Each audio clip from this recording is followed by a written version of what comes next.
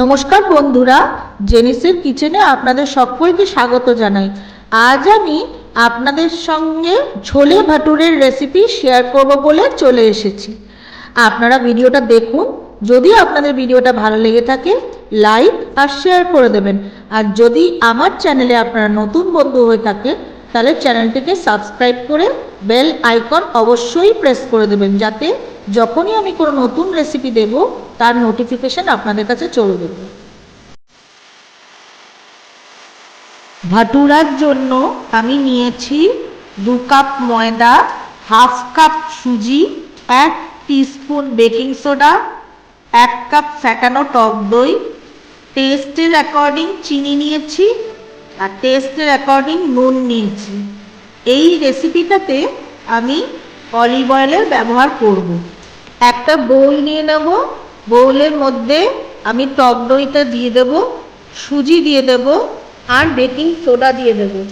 আমি এই রেসিপিটাতে baking সোডারই use করছি, কারণ কি বেকিং সোডাই এই রেসিপিটাতে লাগবে, আমার বেকিং পাউডার দিলে হবে না। সবগুলোকে এবার আমি একসঙ্গে মিশিয়ে নেব। মিশিয়ে নিয়ে আমি 3 মিনিটের জন্যে রেস্টে রেখে দেব। 3 মিনিট পর আমি ফিরে এলাম। এবার আমি বোলের মধ্যে ময়দাটা মিশিয়ে নেব। মিশিয়ে নিয়ে একটু টেস্টের জন্য আমি চিনি দেব আর একটু স্বাদ মতো নুন দেব। 1 টেবিল স্পুন অলিভ অয়েল দিয়ে ময়দাটাকে আমি ভালো করে মেখে নেব। এবার অল্প অল্প জল দিয়ে ময়দাটাকে আমি মাখবো। মেখে নিয়ে একটা সফট ডো তৈরি করে নেব। ময়দার একটা সফট ডো তৈরি হয়ে গেছে।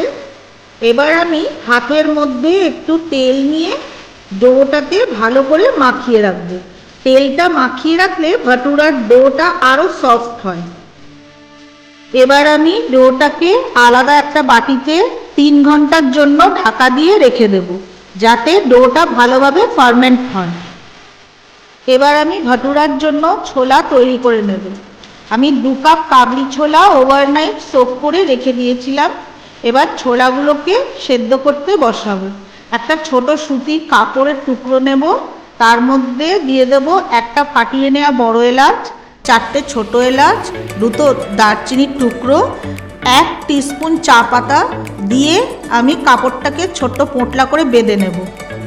ছোলাটাকে সেদ্ধ বসানোর সময় যখন আমি ছোলাটাকে কুকারের মধ্যে দেব, তখন আমি ওই মশলার যে পোটলাটা সেটা ছোলার মধ্যে দিয়ে দেব। এবার আমি কুকারের মধ্যে ছোলাটাকে বসিয়ে দিয়েছি। দিয়ে পরিমাণ মতন জল দিয়ে দেব আর একটু নুন দিয়ে দেব। তারপর কুকারটাকে আটকে 7টা হুইসেল দেব। দিয়ে আমি গ্যাসটাকে বন্ধ করে দেব। করে দিয়ে কুকারটাকে ততক্ষণ বন্ধ অবস্থায় রাখবো যতক্ষণ পুরো স্টিমটা না বেরিয়ে যায়।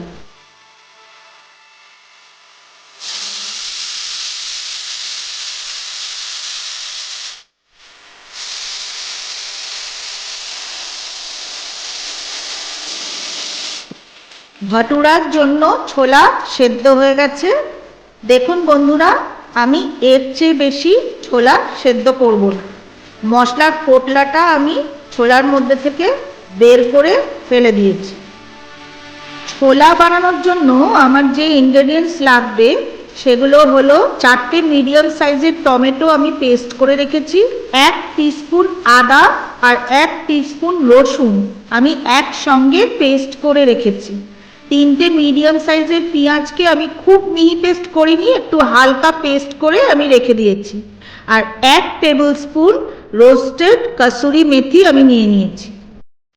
এবার মশলার মধ্যে আমি নেব ফোড়নের জন্য গোটা জিরে আর একটা তেজপাতা, 1 টেবিল স্পুন কাশ্মীরি লাল লঙ্কার গুঁড়ো, 1 টেবিল স্পুন পাঞ্জাবি ছোলা মশলা, 1 টিস্পুন আমচুর মশলা, 1 টিস্পুন জিরে গুঁড়ো, 1 টিস্পুন ধনে গুঁড়ো, 1 টিস্পুন হলুদ গুঁড়ো, 1 টিস্পুন শুকনো লঙ্কার গুঁড়ো আমি নিয়ে নিয়েছি। গ্যাসের মধ্যে আমি একটা কড়া বসিয়ে দিয়েছি। এবার কড়ার মধ্যে আমি 3 টেবিল স্পুন অলিভ অয়েল দিয়ে দেব। তেল গরম হয়ে গেছে। এবার আমি তেজপাতা আর গোটা জিরে ফোড়নটা দিয়ে দিয়েছি। মশলাটা ভেজে নেব। মশলাটা থেকে যখন সুন্দর গন্ধ বেরিয়ে আসবে তখন আমি তার মধ্যে পেঁয়াজ বাটাটা দিয়ে দেব। পেঁয়াজ বাটাটা আমাকে হালকা হালকা ভাবে ভেজে নিতে হবে। পেঁয়াজটা হালকাভাবে ভেজে এসছে, এবার আমি আদা রসুনের পেস্টটা পেঁয়াজের মধ্যে দিয়ে দেব, দিয়ে সবগুলোকে একসাথে কষাতে থাকবো। পেঁয়াজ আদা রসুনটাকে খুব ভালো করে কষিয়ে নেব। বন্ধুরা, মশলা খুব ভালোভাবে কষানোর ওপরই রান্নার টেস্ট নির্ভর করে, তাই যত ভালো করে মশলা কষানো হবে রান্নার টেস্ট তত ভালো হবে। পেঁয়াজ আদা রসুন ভালো করে কষে গেছে, এবার আমি টমেটো পেস্টটা দিয়ে দেব। স্বাদ মতন একটু নুন দেব আর হলুদ গুঁড়োটা দিয়ে দেব। পেঁয়াজ আদা রসুন আর টমেটো পেস্ট সবগুলোকে একসঙ্গে মিশিয়ে নেওয়ার পর আমি ঢাকনাটা একটু চাপা দিয়ে দেব, যাতে মশলাটা ভালো করে কষে আসে। ঢাকনা খুলে এবার দেখে নেব, মশলা খুব ভালোভাবে কষে এসছে, তেলও উজ আউট হয়ে গেছে। আর একটু কষিয়ে নেওয়ার পর আমি বাদ বাকি মশলাগুলো দিয়ে দেব। ধনে গুঁড়োটা দিয়ে দেব, শুকনো লঙ্কার গুঁড়ো, কাশ্মীরি লাল লঙ্কার গুঁড়ো সব একসাথে দিয়ে দিলাম, দিয়ে আমি মশলা দিয়ে সবগুলোকে ভালো করে মিশিয়ে নেব। একটু জল দিয়ে দিয়ে বসাতে থাকবো যাতে মশলাটা না পুড়ে যায়। মশলা খুব ভালোভাবে কষে এসছে, এবার আমি সেদ্ধ করে রাখা ছোলাটাকে দিয়ে দেব। ছোলাটা সেদ্ধর যে জলটা, সেই জলটাও আমি ছোলার সঙ্গে কড়ার মধ্যে দিয়ে দেব, যাতে বেঁধে রাখা কাপড়ের যে পোটলাটা আমি ছোলার মধ্যে দিয়েছিলাম তার মধ্যে যে মশলাগুলো ছিল সেই মশলাগুলোর একটা সুন্দর ফ্লেভার জলের মধ্যে হয়ে গেছে, সেই ফ্লেভারটা সম্পূর্ণ ছোলার মধ্যে হয়ে যায়। একটু নাড়িয়ে চাড়িয়ে নিয়ে আমি 2-3 মিনিটের জন্য ঢাকনাটা চাপা দিয়ে দিলাম। ঢাকনাটা খুলে এবার আমি দেখে নেব। দেখুন বন্ধুরা, কি সুন্দর করে ছোলা কষে এসেছে আর অ্যামেজিং দেখতেও লাগছে। এবার আমি কিছুটা ছোলা স্প্যাচুলা দিয়ে স্ম্যাশ করে দেব, যাতে ছোলার যে গ্রেভিটা তার কনসিস্টেন্সিটা সুন্দর হবে। এবার আমি গ্রেভির জন্য গরম জল দিয়ে দেব, বেশি গ্রেভি আমি রাখবো না।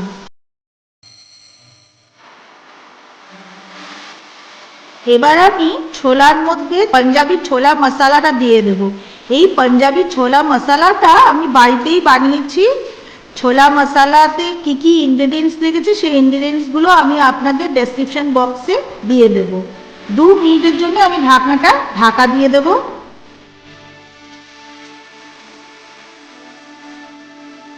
ঢাকনাটা খুলে এবার আমি দেখে নেব, ছোলা অলমোস্ট ডান, শুধু তেজপাতাগুলো আমি তুলে আলাদা ফেলে দেব। এবার আমি ছোলার যে মেন ইনগ্রেডিয়েন্ট আমচুর মশলা, সেটা আমি ছোলার মধ্যে দিয়ে দেবো। বন্ধুরা, আপনারা যখনই ধাবাতে খাবেন ছোলা, তখনই দেখবেন ধাবাতে ওরা সবসময় আমচুর মশলার ব্যবহারটা করে, আর আমচুর মশলা দিলে ছোলার টেস্টটা অসাধারণ হয়। ছোলা মশলা আমার রেডি হয়ে গেছে। এবার আমি রোস্টেড কসুরি মেথিটা হাতের তালুতে নিয়ে একটু গুঁড়িয়ে ছোলার মধ্যে দিয়ে দেব।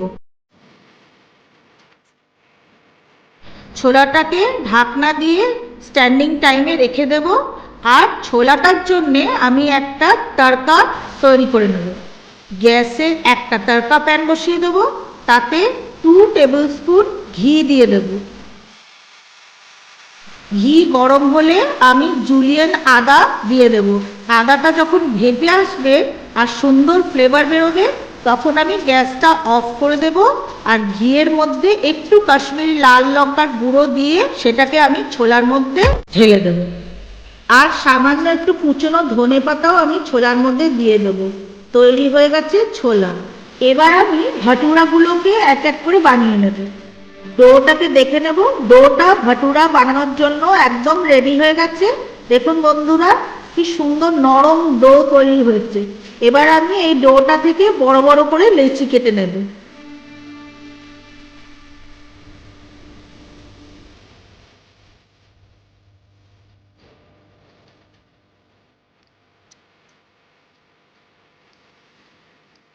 এবার আমি গ্যাসটাকে জ্বালিয়ে নেব, জ্বালিয়ে একটা কড়া বসিয়ে দেব।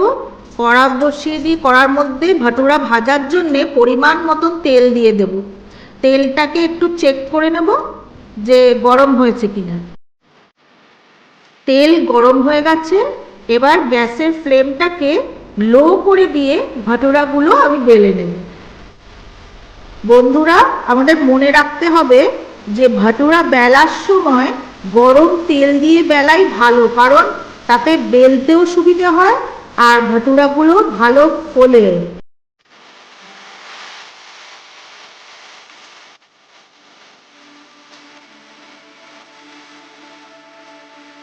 একটা ভাটুরা আমি বেলে নিয়েছি, তেলটাও গরম হয়ে গেছে ভালো।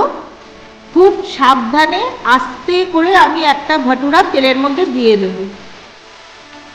ভাটুরাটাকে হালকা করে স্প্যাচুলা দিয়ে ওপর থেকে হালকা করে চেপে চেপে দিতে হবে। ভাটুরাগুলোকে স্প্যাচুলা দিয়ে চেপে চেপে দেওয়াতে ভাটুরাগুলো খুব সুন্দর ফুলেছে। দেখুন বন্ধুরা, কি সুন্দর ভাটুরাগুলো ফুলে উঠেছে। এক পাশ ভাজা হয়ে গেছে, এবার আমি আরেক পাশটা উল্টে দেব। ভাটুরার ওপর একটু একটু করে তেল দিয়ে দেব।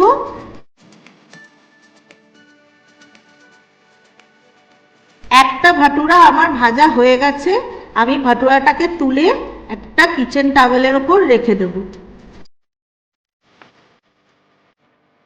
সবগুলো ভাটুরা আমি ঠিক এইভাবেই ভেজে তুলে নেব।